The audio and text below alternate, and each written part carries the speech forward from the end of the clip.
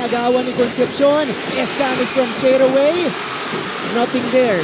Big Bo, dito sa laban natin, we cannot judge the start of the game. Kasi kung sa una ng dalawang laban nila as Liwag scores the opening basket here.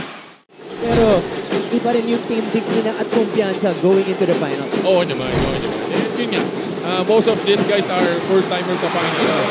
And speaking of first-timers, ito pa, isa pang first-timer dito sa finals natin, itong si Jumel Ancheta. Actually ako, on my view, very crucial ang lalaroin itong Mangubat tsaka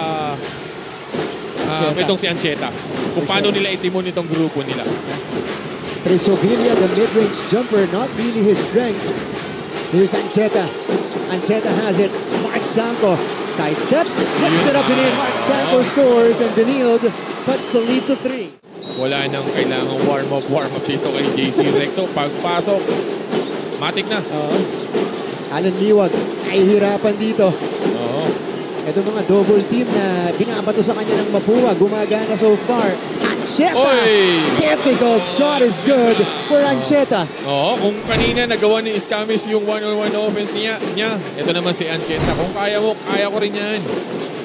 Jomel Ancheta showing us the confidence here in his first finals appearance. Ito si Abonete. Pick and roll. Oh, what a pass. Recto inside. Good unselfishness shown by the Cardinals. Ganda. They just ran a simple ball screen between Abonete at itong si Escamis. Nag-show yung tao. Ito yung one-on-one kanina ni Ancheta. Maganda na yung depensa ni Mangubat pero mas maganda yung offense mo Ancheta. Pareho yung play na yun, ha? Maganda yung bantay sa kanya. And yung dalawang yun, nako-convert nila sa 4 and 5 position eh. Kaya kahit na si Igliani nasa labas, pwede mo pagsabayin yung dalawang yun eh. Tapos bumalik pa itong si Recto. Kaya medyo bumaba talaga. Ayun na naman. Ancheta carrying Danild on his back. Torres over to Eusebio. We have about a 6-second difference between the shot and the game clock. Only for 3. And only knocks it down. Kailangan na posible namang hindi mag-adjust itong Binil tsaka si Coach Charles, di ba? So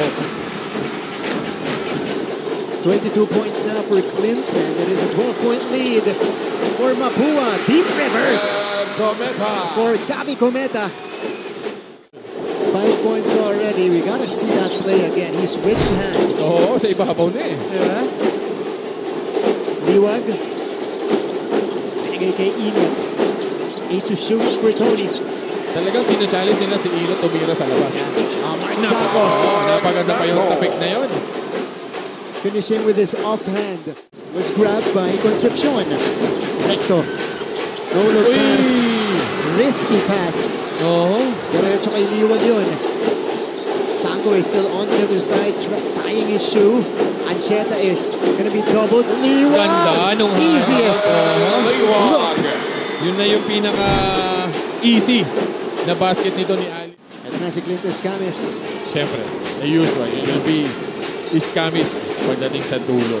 Final shot time for Mapua. Clint sidestep. The feed to Hobilla. No! 2 blocks by Aaron Liwag to end the first half. Ganda na sana nung dish off nito ni Clint Escamis. Kaya lang and he has been cold ever since that fast start in the first half. Sanko, yes! Ayun naman. And Danild is within 1. Here come the Blazers. Kanyang 5 points. 2 out of 10. Ito naman si Tony Inot sa corner. Open fire. It's good for Tony Inot. Dino-double eh. May malilibre. Hindi pwedeng wala. Cyrus Cuenco misses the lefty lay. On Eusebio, got the hop, counted, and the foul for Anton Eusebio. First 2 points for Eusebio in the finals. Look at his move.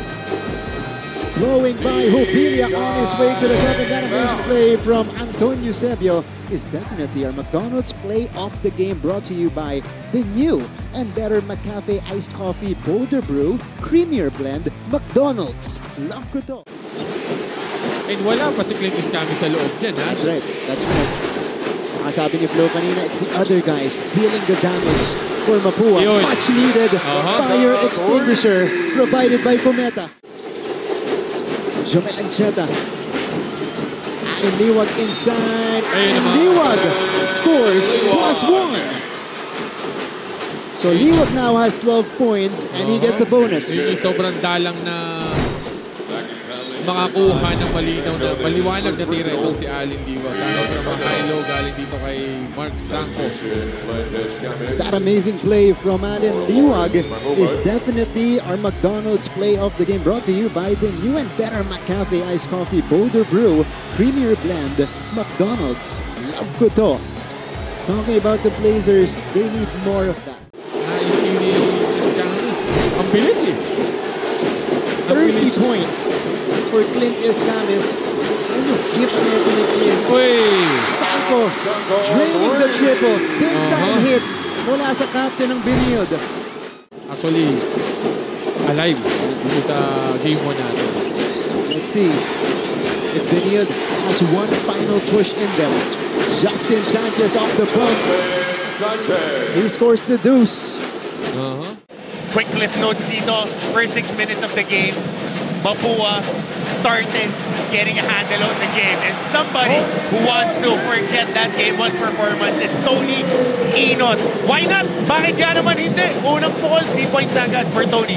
Tony Inot, 1 for 5 from beyond the arc in game number 1. Played 28 minutes but only managed 7 points for the Blazers. He averages 10.4 points per outing. He definitely has to come up bigger this time around, and this is a good sign. Yep, running that floppy screen action, single double on one side.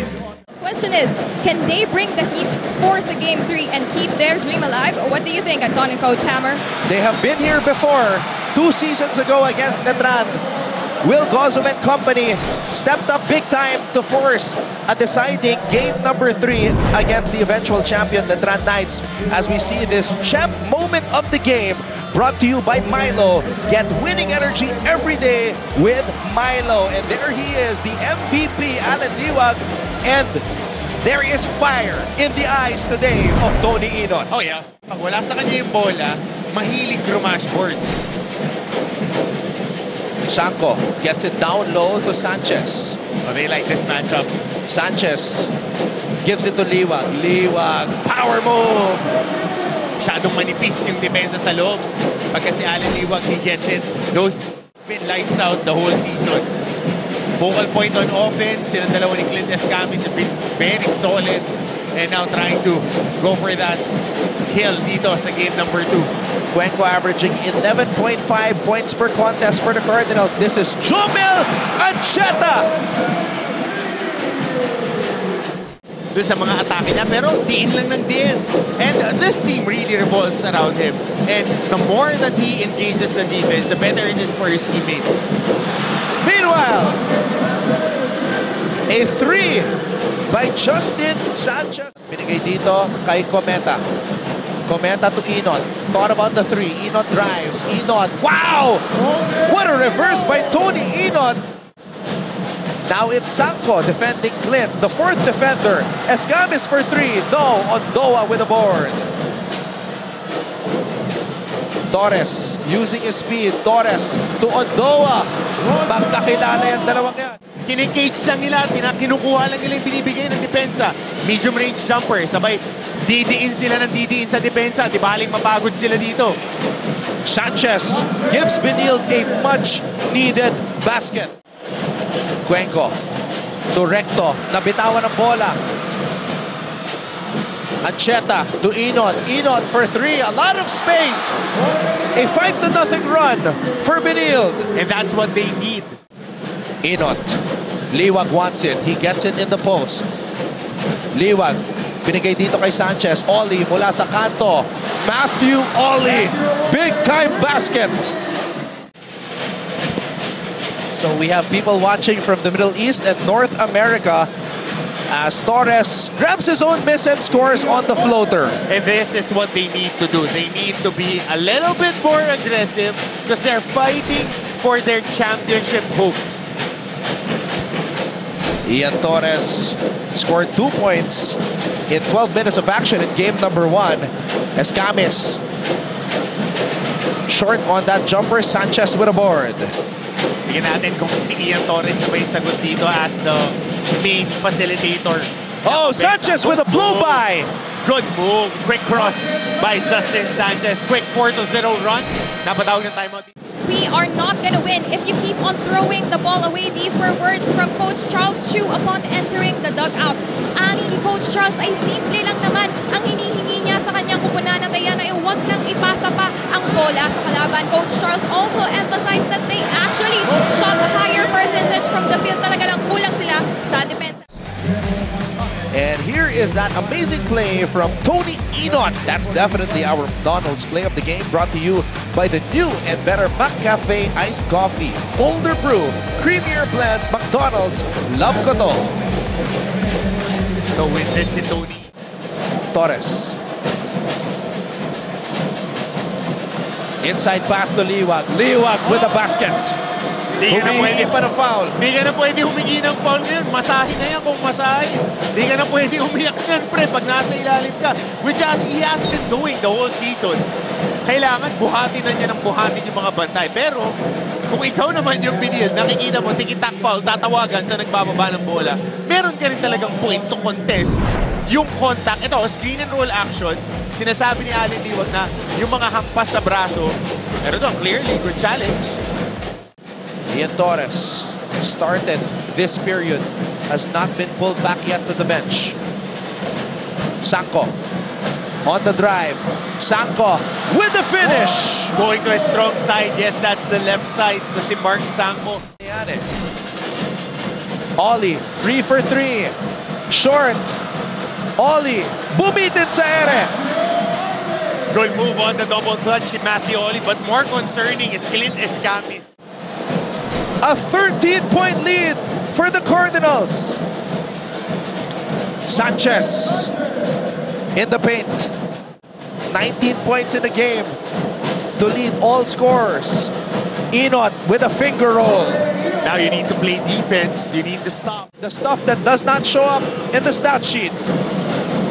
Enot with a finish. Trabaho niya kasi halos walang palitan. Buong laro, underrated, unsung hero for the Papua Cardinals na si Andre Egliani. And did you think, Coach Hammer, that he would